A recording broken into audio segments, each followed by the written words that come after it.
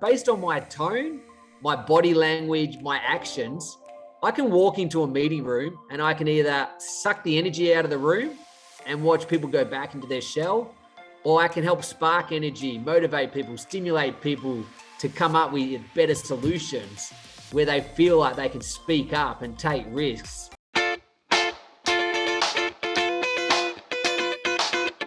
If you have a business, you need a website. What's the best way to get a website up and running? By choosing a company that makes it simple, like Pair Networks. Pair has over 20 years of experiences managing the entire digital ecosystem for thousands of online businesses all around the world. Pair makes it really easy for you with do-it-yourself website building tools and features, including simple drag and drop page design. And they have guaranteed US-based support technicians ready to help you whenever you need it, 24 hours a day, 365 days a year.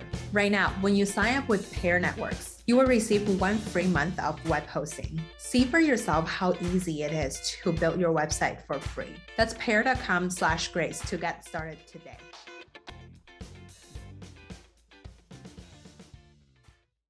Hey, Richard, thank you so much for coming on the show today. Hi, Grace. Thanks for having me. So basically, when you were younger, your dream was to be a football player, and then now you landed your foot into the New York City, and then you're running marketing and InBev. Tell us more about like how you started and how you got into where you are.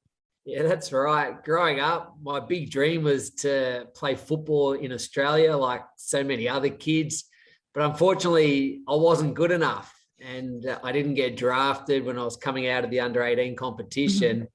So that was at a time where I had to pivot my focus and my energy towards, building a business career and making money a different way. I think it's so hard that when you're at school to know exactly what you want to do in your career. I mean, I grew up in a family metallurgical engineering business. And so I used to spend most of my holidays in the factory as a laborer. And I worked out pretty quickly that I wasn't going to be an engineer, and my dad, who is an engineer and ran the business, he agreed with me. So I had to think about what was I actually good at and what was I passionate about. And I think one of the things that I was always probably stronger at was my numbers. I always loved trading stocks, and I was always curious about business and looking at ways to make a dollar. And I'd always been fascinated in brands and in human behavior. So that's where I started to gravitate towards marketing and a marketing career. And actually in my final year at college, there was an advertisement that went up around the university, and it was to work at Carlton United Breweries, which was the biggest brewer in Australia, on a brand called Victoria Bitter, which was the biggest beer brand in the country. And for me, that was like my dream job, because I love beer, I love sport, and Victoria Bitter was one of the major sponsors of the big sporting properties. And I like to have fun. And if you can't have fun in the beer industry, then you need to have a good hard look at yourself. Yeah, for sure. So basically you started your career as an assistant brand manager at Victoria Bitter, and then now you're leading this global brand. I think like it's always great to like love what you do. And then I definitely see you started like in marketing because of you already thought of like the traditional path, for example, engineering, or I believe you mentioned one of your relative is like a lawyer. So basically you have thought of like those traditional paths didn't really like appeal to you. And I'm curious, like, since like, I think a lot of people start marketing in a space and then eventually went on to lead many other different things. We had like VP of marketing at Google came on the show. So he essentially started with like, I think Reebok or Nike. And then later on, he is like leading a tech company. You stayed in the beer marketing industry for 20 years. Obviously you are super successful, and just curious, like what motivates you to be in the industry for so long? I would say that I'm as motivated today as I was when I started in the beer industry over 20 years ago. And I've been fortunate over my career to move around, to have had different roles. I've often been stretched outside of my comfort zone. So I've always been challenged. I'm someone that's super competitive. And every day I go to work, I want the team to win. I want the company to win. And we're always looking to create solutions that solve real consumer problems and ultimately have a meaningful impact in the world. So that's what gets me out of bed every day and excited. And it links to our new purpose of creating a future with more cheers, which I'm very excited about. And I think, what has helped over the 20 years is, one thing I always talk about at our company is we're very fortunate to work with really smart people who I learn from every day. And I think one quality that's probably helped me over the journey of the 20 years is probably, leadership is super important, but I think my ability to keep perspective has really helped me. And I think I always fight for what I believe is right. And I often get the desired outcome I'm looking for, but I also pick my battles. And depending on who I'm negotiating or debating with, I flex my style accordingly. And, a good lesson that I've learned over the years is that you're not always the decision maker, which means sometimes you get to make the right decisions and other times you get to make the decisions right. And so you have to learn at times that even though you may have had a different point of view, once the call's made, you need to get behind it. And over the years, I've seen so many people be quite stubborn and sort of die on their sword. And I think that's a big watch out if you want longevity in a company. And I think you touched on, I guess, not going down that more traditional path. And you're right, my uncle was a lawyer and my brother actually, went down the medical path, and he's an orthopedic trauma surgeon. And one thing people say to me is at work, they call me Teflon over the years because things don't necessarily stick because I don't get that emotional because I put things in perspective. I think about my brothers at the end of the day, saving people's lives every day, and I'm selling beer, at the end of the day. So it's important to keep it in perspective. And, what's the worst thing that can happen? I get sacked, I've got to find another job. And, that's never been something that I've thought about or feared. And I think that's what's helped be confident and be more aggressive in my decision-making. Yeah, for sure. So since your family are all in different industries, as well as you were pretty successful when you started in Australia as a brand manager, and then now you're in New York. You're running some of the most iconic brands like Budweiser, like Corona. Who is on your personal board of advisors when you're picking up career decisions or you're talking to them about your important choices? Yeah, I think having mentors and sponsors is really important. And over the years, I've tried to take the best from all the leaders that I've worked with. And I've also tried to learn from their mistakes to help shape myself as a leader. I actually have 4 or 5 people that I use as my sounding board to bounce ideas off. And actually 4 of them were my boss in the past. And so they know me very well, both personally and professionally. And I've also got 1 or 2 very good friends who have been incredibly successful in their own careers that I also look to for advice. So, and I think you can never have too many people, and you always get different advice, and it's about how do you pick the best pieces from them as you sort of shape your career. The other thing is that I think is important is having sponsors internally. So you need people that really sponsor you. And I'm fortunate that there are a few people on the executive team who I talk to about my career. And I mean, they know the dynamics internally better than anyone. And they know what's best for the company, and they know what's best for myself.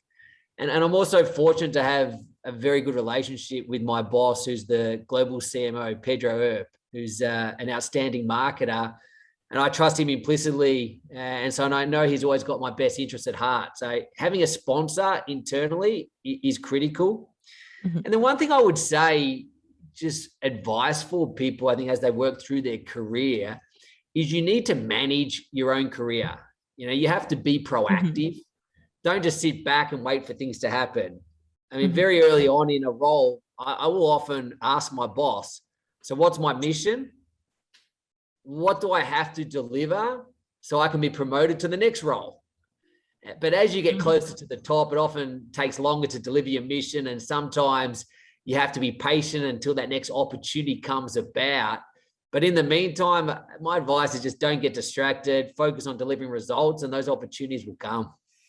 Yeah, I love that. I feel like being really intentional about your career, like you take control over like what's going on. It's extremely important. And especially like as a woman in the workforce, I feel like I'm like constantly, even like I'm currently working with like sponsors for my podcast or like advertisers on my podcast. I'm constantly shy about like talking about money or like talking about the deliverables. Like I think definitely it's like super encouraging for me to hear like, you know, being like taking control of like what you're doing and taking control of your own career. Curious, what is one skill that you're constantly trying to get better at? It could be technical skill like coding or like soft skill like sales. I think one skill that I'm always trying to get better at is, I would say, listening. I think it's easier said than done, but I think as you work your way towards the top, it's important that you ask the right questions, and people, want to be challenged. They don't want to be preached to. And I think it's really important because the natural instinct is to jump to the answer, jump to the solution. And I think a really important skill is to be able to sit back, listen, and ask the right questions before forming an opinion. And often, I think the best way to get your team on board is to actually ask the questions so that they get to the right solution. Yeah, totally. I'm like, I totally feel like to arrive at a solution, you need to actually understand where the problem came from. And I definitely feel like listening is a skill that like people need to succeed in, like regardless of like what position you are in life. So curious, so marketing has always been like moving really fast, and especially I feel like you're running some of the most iconic global beer brands, and like you guys making a lot of really bold moves. So we'll get into like the NFTs later, but like for example, the adoption of those kind of new trends like the Web3, metaverse, NFT related things is extremely smart. And then like curious, like what is your like marketing philosophy behind these things? Yeah, there's no doubt we're seeing incredible tech fueled disruption right across the entire media and market sector. And you touched on a few of them there. I mean, we're seeing a blurring of lines between advertising and content. In fact, you're seeing creators almost starting to replace agency creatives. And you're seeing YouTubers starting to replace your more traditional celebrity endorsements, or at least making endorsement more accessible. I mean, I'm blown away with some of the numbers you see with these YouTubers, of which most of us haven't even heard of. So they've got incredible followings. I think AI is going to be coming, and it's going to play a more important role in the future. And as we test and learn with content, and we see what's working, what's not working, I actually think that in the future, AI will actually become the creative partner. Old school way was like, traditional art director, copywriter. I think in the future, you're going to have like a creative director, and then you're going to have an AI machine that's basically going to be helping with the edits on. You're going to be able to see in real time what content's working, what's not working, what changes you need to make. So I think that's going to be fascinating. I think the fact that third-party cookies are now crumbling is going to make a big impact, particularly with D2Cs, because it's making retargeting much harder, which ultimately means that CPAs are going up, it's increasing the barriers to entry. So I think that's becoming more challenging. And then I think a couple of other examples, one would be the ad model is under threat from subscription services. We know more and more people are streaming, more and more people are ad blocking. And this is making it harder for us marketers to be able to cut through the clutter and get them to actually see our creative. So it's going to be less advertising more entertainment and be sort of clear on what is your creative solution. And I think the media landscape's just so incredibly dynamic. It's complex, it's fragmented. I mean, remember Quibi? Like that one came and went pretty quickly. And I think even Clubhouse, I mean, that feels like yesterday's news. Like downloads were, I think, down under 1 million from a peak of nearly 10 million a year ago. But I think that being said, and we'll probably touch on the NFT space and the metaverse, because I think that's going to be really interesting as well. But I think it's an exciting time for marketers on how we think of data-enabled insights and platforms, and how we can use the opportunity to use data to personalize at scale. And I think that's now a reality for us, and the ability to optimize campaign performance in real time and really amplify experiences to audiences across the world. And as you touched on, in the metaverse is going to be fascinating. Yeah, for sure. I'm curious, like, so after you guys are seeing these trends, how do you guys like set up the long-term and short-term goals to kind of like start moving towards a more like future-driven marketing approach? Yeah, it's a good question, because we talk about the fact that you can no longer have a set and forget mindset when it comes to marketing capability. It's like, the Kotler's 4 Ps that served us so well for 3 decades is becoming outdated, and each year it's like we need a new playbook. And so that's something that we're constantly working on and evolving at ABI. What you find is that it's really unsettling for people. So as leaders, we have to manage that change and make the change feel normal. And I think to do that, there's probably 3 things that are important when leading in a dynamic environment. I think the first one, strategic agility. Like on one hand, as leaders, we need to make the complex simple and the simple powerful when it comes to setting our overarching strategy and North Star. But then on the other hand, we need to make sure we have the best people, the best processes, and have people in the right place to execute your strategy with agility and to be able to flex when that market dynamic turns. And then I think the second one that is important for us as we navigate through such a dynamic and complex industry is having the humility to learn and evolve. I heard, I think it was on a podcast, the Microsoft CEO, Satya Nadella, he talked about shifting from a culture of I know it all to a culture of learn it all. And this is really important because the marketing environment is changing so quickly. So you have to be curious, and you have to be constantly learning. And I think this is sometimes, easier said than done, because, as leaders, you have to realize you don't have all the answers. And so you have to try and surround yourself with great people, really smart people. We talk about recruiting people that are better than ourselves, and also with a curious nature, constantly listening and learning and understanding what those trends are. And then I think the third and final point that's probably to touch on is how you create a psychologically safe environment, which becomes a magnet for diverse talent. An environment where people feel free to speak up, to share their ideas, to take risks. But to create a psychologically safe environment, you need to make sure you have the best people.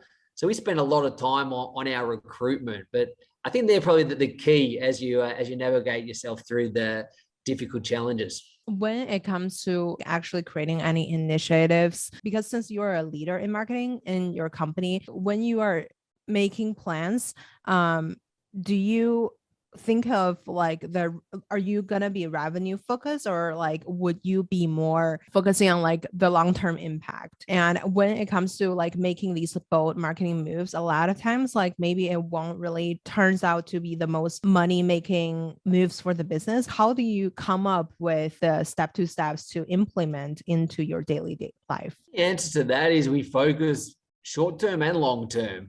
And so, we have plans in place that are going to help us deliver the number in the short term. And we also place bets and focus on the future and where the growth's going to come over the next 10 years. And that's the key there, though, I think, is being smart when it comes to testing and learning. And I think placing more bets on for innovation as is a good example is, you're better off testing in one city or one state, one country, and having enough investment behind it to give it every chance of success. And then if it succeeds, and then you can roll it out further. And I think too often you see companies that are under budget pressure, they try and place big bets and then they blow it up rather than testing small, learning along the way, and then scaling. So I think that's important as you think longer term. Oh, you've been doing a lot of like global marketing. So like you have led teams in different countries. First of all, like what is it like managing people from different cultures, and how do you kind of create the plans for managing your brand globally in the future? Yeah, it's different, definitely across the markets. And I think coming into this role as the VP across our global brands, so I oversee Budweiser, Corona, Stella Artois, and Michelob Ultra. And I think coming into this role, one of the big things that I tried to focus on initially was being clear on the brand purpose, and then being clear on the creative track, what the look and feel for the brand is, what the tone for the brand is, so that wherever you are around the world, it has the same core creative idea, it has the same messaging, the same look and feel, the same tone. And I think that's really, really important as you build global brands. But you've got to understand that you need to be able to flex within those guardrails. And to your point, in China, for example, we find that even though the messaging at the end of the day and core creative idea is the same, sometimes the way we execute will be different to in the Western world. And so I think the key there is getting close to your audiences, getting close to your consumers across the different markets, so that you have the ability to really understand what's going to resonate with them and be able to flex your messaging accordingly. Yeah, for sure. Since you manage a lot of really super iconic beer brands, right? I feel like I'm not like a beer expert in there. Like, how do you kind of like come up with identity for these different brands? For example, Corona, you think about the beach, you think about having fun. Like Budweiser, you think about like in America, somewhere people like watch TV and then like having a barbecue in the backyard or something. How do you kind of come up with the identity for each brand? It's really important, particularly when you have a portfolio, to make sure that your brands are playing to different audiences and to satisfying different consumer needs across different occasions. And then, once you're clear on the strategy and the portfolio role that your brand needs to play, then what is the universal insight that's going to resonate across the world? And that should ladder up into what is the purpose of the brand. Why does your brand exist, and what is it that your brand stands for? And then from there, landing a core creative idea, which is really the creative expression of your brand purpose. So, for us, I think one of the best positioned brands globally is Corona. And Corona is a brand that reminds people to disconnect from routine and to reconnect with our essential nature. And in doing so, the brand world and the home for Corona is the beach and is nature.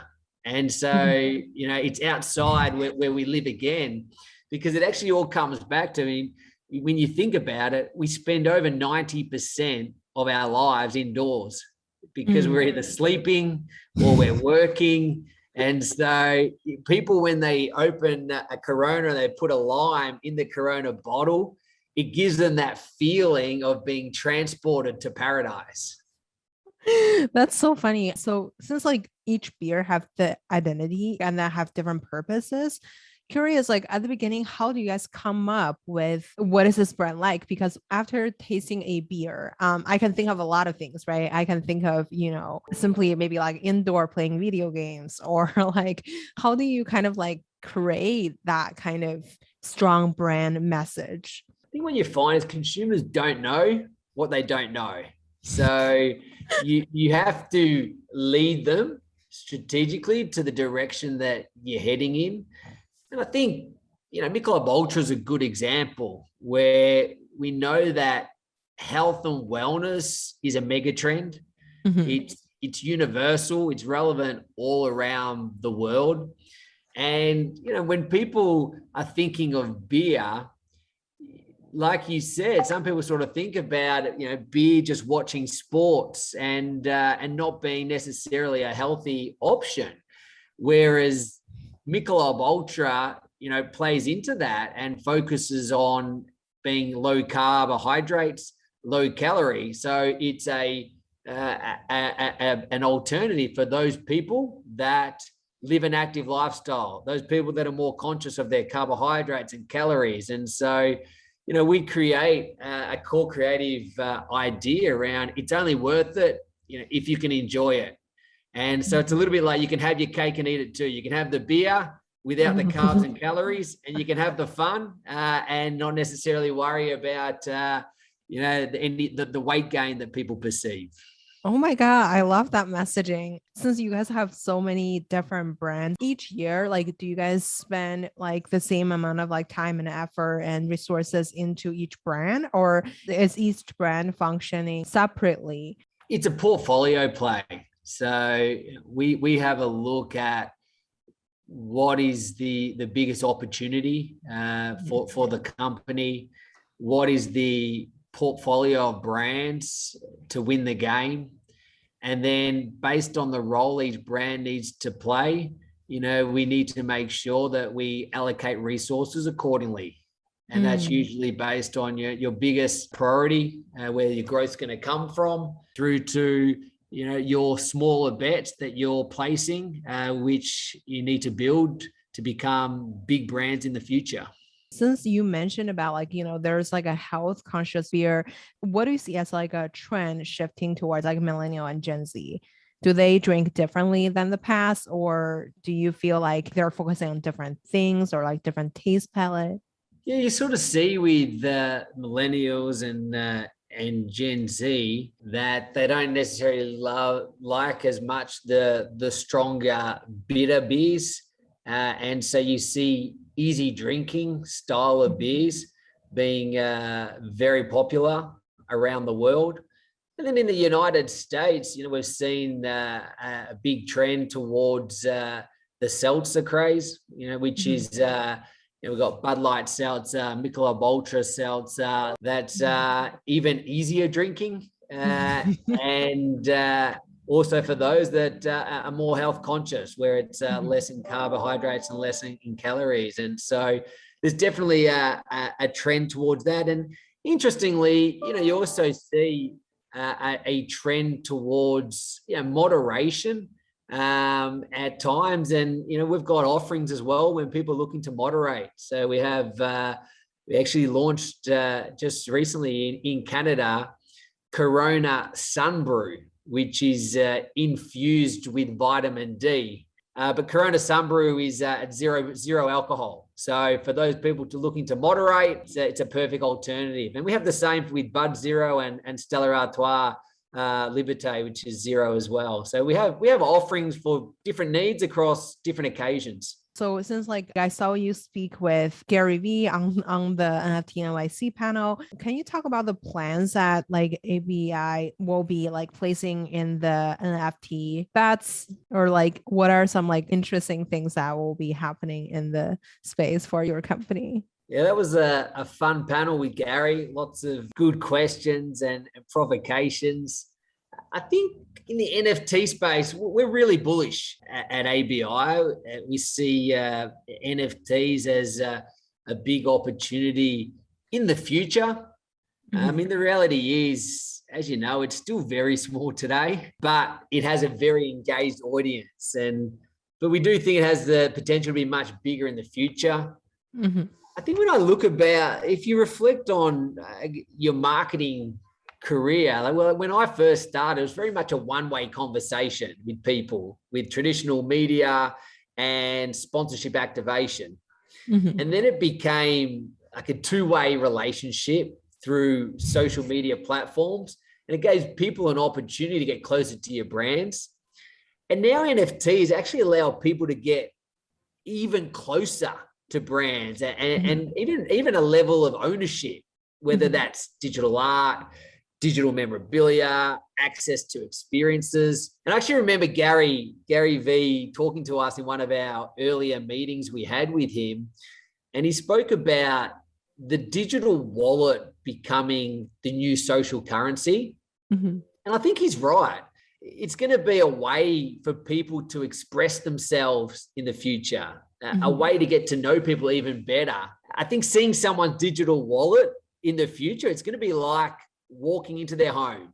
You're going to be able to see what they're prepared to put their hand in their pocket, in their wallet, and pay for. You know, whether that's what artwork they like, what memorabilia they like, what brands they like. So I think it's going to be a really interesting space. And I think for ABI and for our brands, we have an opportunity to bridge the gap between the virtual and the physical worlds. And smart contracts are really going to help provide amazing money can't buy experiences that can actually sit behind the NFTs. I have to say, like the beer.eth purchase, as well as like the profile pic NFT you guys purchased, were like definitely super smart moves. It's like definitely industry leading, because you guys are doing this like so early on. Later on, what if like other brands like all follows you doing something super similar? How do you feel like you guys will stand out in that competition? This is a space we got into pretty early, and we've been working on a strategy now for quite some time. So this isn't something that we're interested in a quick flash in the pan, you know, with one drop and trying to strike gold. This is actually less about the money side of things. I mean, at the end of the day, we make money by selling beer. This is more about building a community and bringing our consumers even closer to our brand. So you probably saw the first drop we did, which was in the Budverse, where we launched 1936 limited edition cans, because that was the year that our can was first introduced to the market. And they went like hotcakes. They all sold out in less than an hour, and they've really appreciated in value since. So that was sort of the phase one.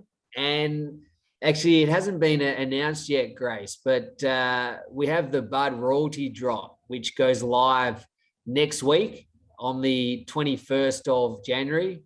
And Budweiser is partnering with 22 of the world's top emerging music artists who are going to drop their first ever NFTs through the Budweiser royalty collection.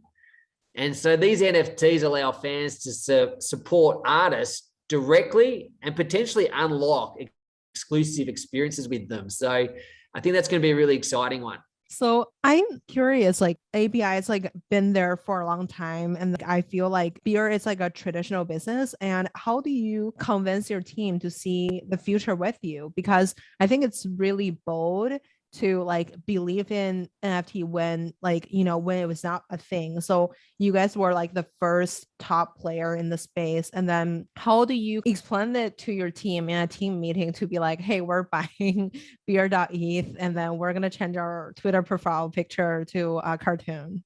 I think that's one of the things I love about ABI. It is sometimes I would say that we have like a D2C mindset. You know, we have the agility of a smaller company where we move fast, but we have the resources and support of the biggest brewer in the world.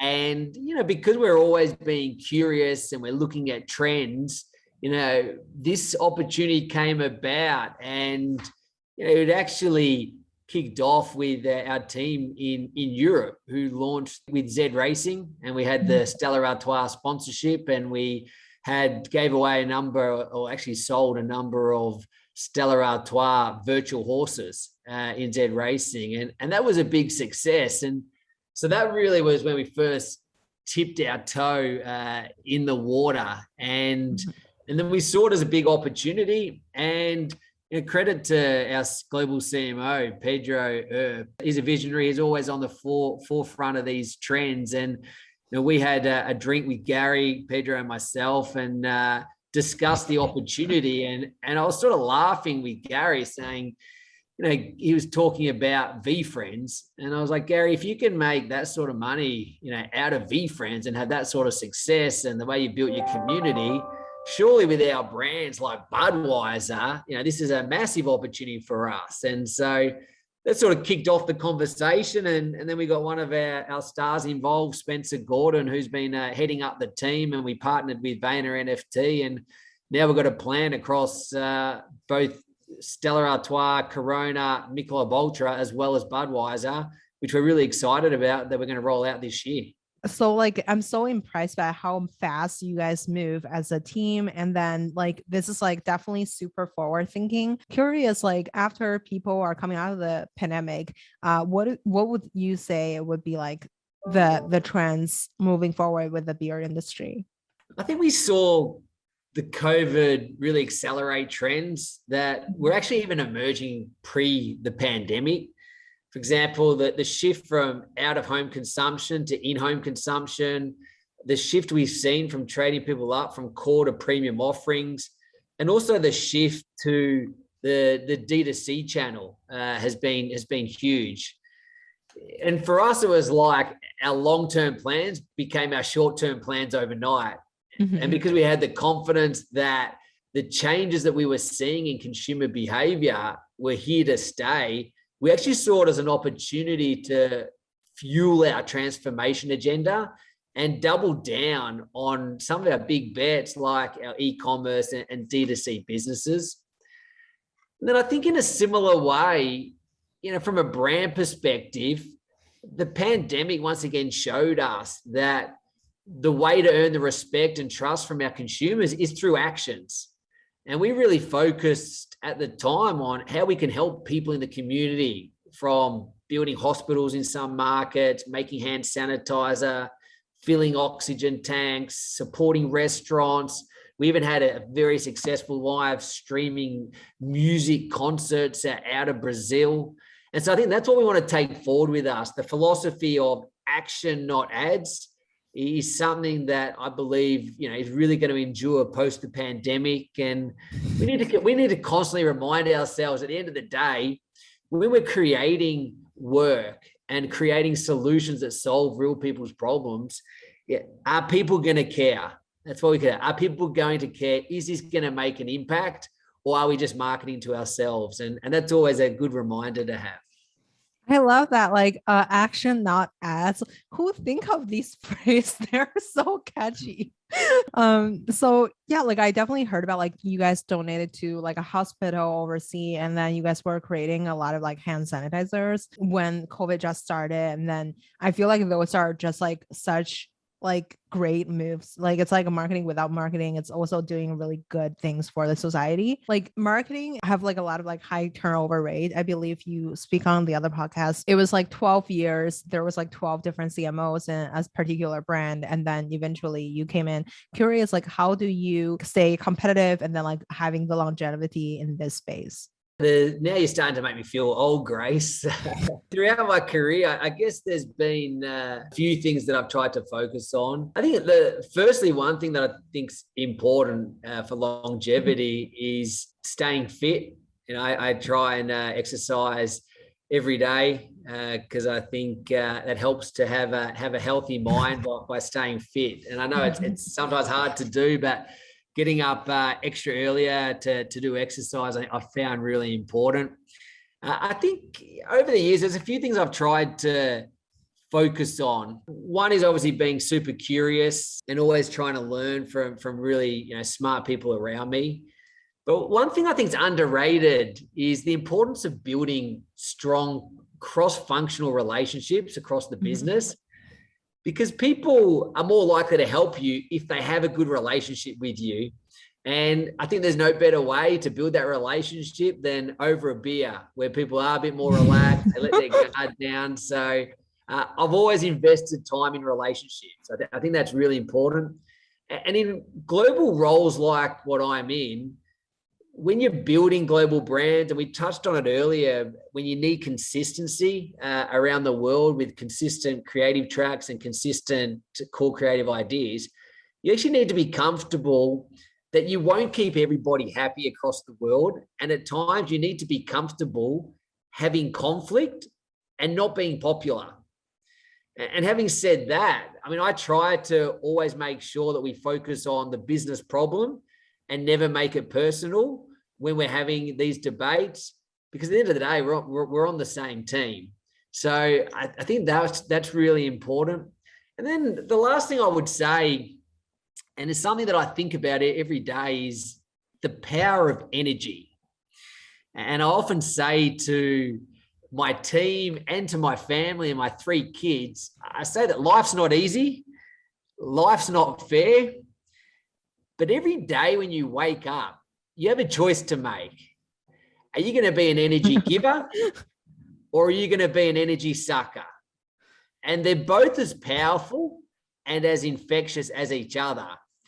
And I mean, a good example is like, based on my tone, my body language, my actions, I can walk into a meeting room and I can either suck the energy out of the room and watch people go back into their shell, or I can help spark energy, motivate people, stimulate people to come up with better solutions where they feel like they can speak up and take risks. And I know I'm not meant to say this, but sometimes naturally you feel flat, you feel tired. And, I have to sometimes fake energy, because I know that when I'm up and about, when I'm being positive, that's when I get the best out of myself. And that's when I get the best out of the team. And, I really believe positive energy is infectious and it fuels creativity and builds momentum, which is something that I try to remind myself about every day, along with the fact that I'm so thankful for the opportunity I have to work on amazing brands with amazing people. So a real question, like, I was an international student and came to the US, and then I feel like you were originally working in Australia from there, and then you're succeeding huge in America. First of all, where does the confidence coming from? And then also, because of your family are all super smart, who are doctor, lawyer, engineers, in a competitive environment, how do you telling yourself, this is a decision that I made, I'm gonna stay in my zone and then be the best at it? I think the answer to that is you have to back yourself. You have to be confident but humble.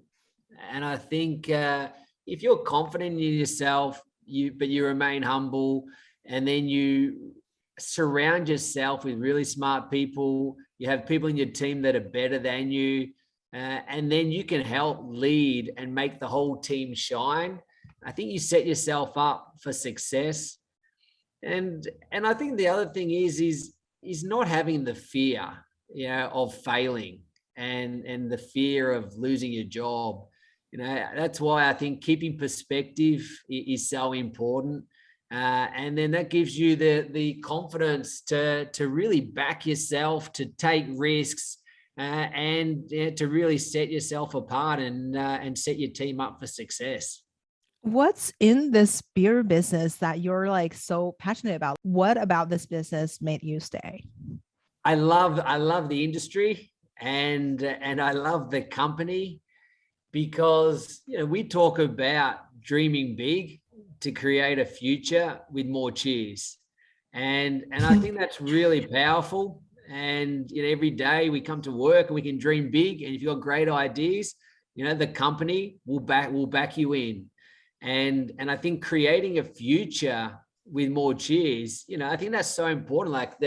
these days, we know that there's loneliness as an epidemic. So, be able to bring people together and creating a future with more happiness, a future with more innovation, more sustainability. I feel like at this company, in this industry, we can have a real impact on the world. So that's what gets me out of bed every day. And then also on a softer note, I love the fact that when I go and have a barbecue and I talk to friends and I catch up with different people, it's like beer is like the glue. Everyone's got a story about Budweiser or Victoria Bitter in Australia or Corona. And I love the fact that, you can, have a beer with somebody and it sparks these emotions and stories that everybody's got. So that's something that I've always loved about the industry as well. Yeah, for sure. So I have like a 1-minute little fire round for you. So number one is, what's your favorite book? I would actually say that, the one that I read recently that I think is worth reading was Raj's book, the Quantum Marketing. So from a marketing perspective, I thought that was really interesting, particularly the digital trends and what we need to be thinking about in the future. Who made the biggest impact in your career? My wife and my parents have had a huge impact on my personal career. So family's been very important to me.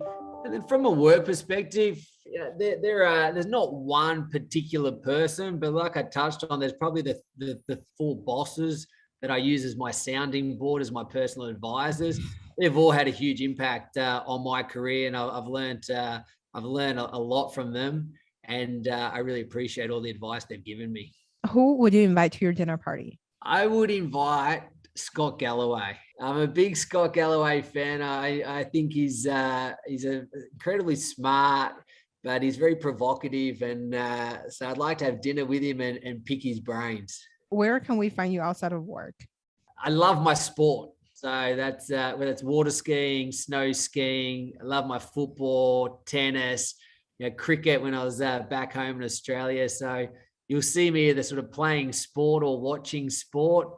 Or in New York City, you're most likely going to find me in a restaurant or a bar to go and try out different bars and explore. So they're my passion points. Last question is what's your favorite beer? My favorite beer? That's like asking me who's my favorite child. That's a tough one. I would say I love Budweiser. I just think it's an incredible brand. It's probably my favorite brand. Corona, I do drink a lot, particularly over summer. When I'm out at restaurants, I always drink Stella Artois. And, one that is not directly in my portfolio that I also love and enjoy is Kona. Kona's my favorite craft beer. I love that brand as well. Love it. Do you guys drink at work? This is like a question I always wonder. Is it unlimited supply of every beer at work in business meeting? Like each person have to drink and taste every beer? You'd be surprised. Everybody works very hard, but we do have a bar at work. And so whether it's a Thursday after work or Friday after work, it's a great opportunity to catch up with colleagues and have a few drinks, that's for sure. That's amazing. That sounds like a great work experience. Richard, thank you so much for coming on to the show today. No problems, Grace. Thanks for having me.